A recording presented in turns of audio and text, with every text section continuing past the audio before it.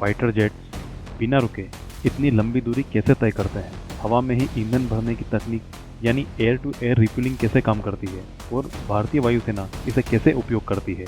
आज हम इस वीडियो में जानेंगे कि एयर टू एयर रिफ्यूलिंग क्या है, यह कैसे काम करता है, इसके कौन कौन से तरीके हैं और यह भारतीय वायुसेना के लिए इतना जरूरी क्यों है। साधारण विमानों को जब ईंधन खत्म होने लगता है तो वे एयरबेस पर लैंड करके ईंधन भरवाते हैं, लेकिन मिलिट्री ऑपरेशन में यह हर बार संभव नहीं होता, खासकर जब मिशन दुश्मन के इलाके में हो। ऐसे में फाइटर जेट्स को हवा में ही ईंधन दिया जाता है, जिसे एयर टू एयर रिफ्यूलिंग कहा जाता है। इस प्रक्रिया में एक बड़ा टैंकर विमान उड़ते उड़ते लड़ाकू विमान को ईंधन देता है, जिससे वह बिना रुके अपना मिशन जारी रख सकता है।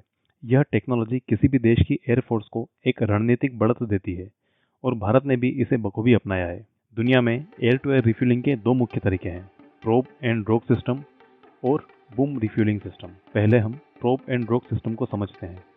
इसका आविष्कार सर एलन कोलम ने और उनकी कंपनी फ्लाइट रिफ्यूलिंग लिमिटेड ने 1930 और 1940 के दशक में विकसित किया था। इसका पहला सफल प्रयोग 1949 में ब्रिटिश वायुसेना के विमानों के साथ हुआ था। प्रोब एंड ड्रॉप, जैसा कि नाम से ही पता है, इस सिस्टम में मुख्य रूप से दो उपकरण होते हैं, होस एंड ड्रॉप, जो कि टैंकर विमान का हिस्सा होते हैं।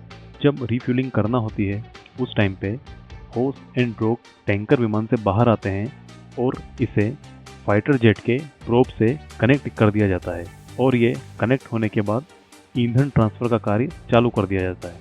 यदि हम इस सिस्टम की ट्रांसफ़र रेट की बात करें तो 1800 से 2300 लीटर प्रति मिनट इसकी रेट कैपेसिटी है और इसमें हम होस यूज़ करते हैं।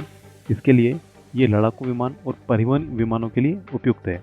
भारतीय वायुसेना में उपयोग किए जाने वाला टैंकर IL-78 MKI है, जो कि एयर टू एयर रिफ्यूलिंग के लिए जगुआर, तेजस, MiG-29, मिराज 2000 और राफेल को सपोर्ट करता है।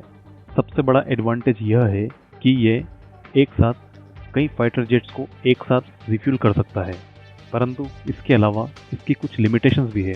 कंपैरेटिवली इसकी ईंधन भरने की गति धीमी होती है। उसके अलावा जब हम लोग ईंधन भर रहे होते हैं उस टाइम पे टैंकर और फाइटर जेट की स्थिति को एक समान रखना जरूरी होता है। तो ये था probe and drop system.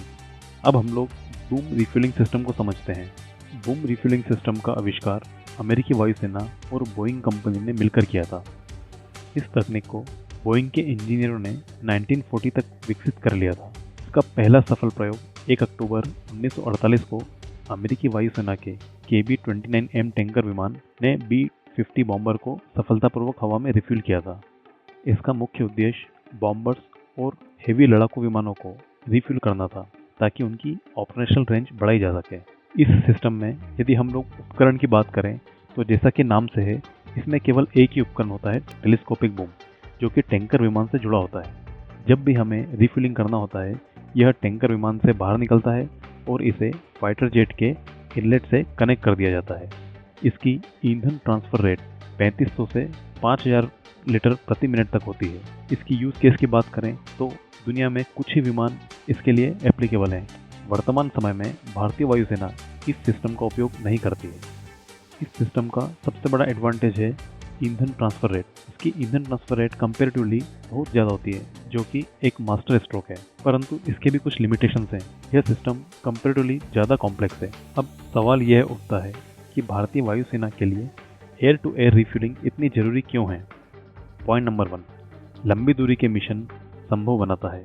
Number 2, लड़ाकू विमानों की ऑपरेशन अवधि को बढ़ाता है। नंबर 3, दुश्मन के इलाके में गुप्त मिशन करना आसान होता है। नंबर 4, समुद्री सुरक्षा और बॉर्डर पेट्रोलिंग में मदद करता है। नंबर 5, युद्ध और आपातकालीन स्थितियों में फास्ट रिस्पॉन्स देता है। इसलिए एयर टू एयर रिफ्यूलिंग को भारतीय वायुसेना की गुप्त शक्ति कहा जाता है, क्योंकि यह हमारे लड़ाकू विमानों को कई गुना अधिक ताकत देता है।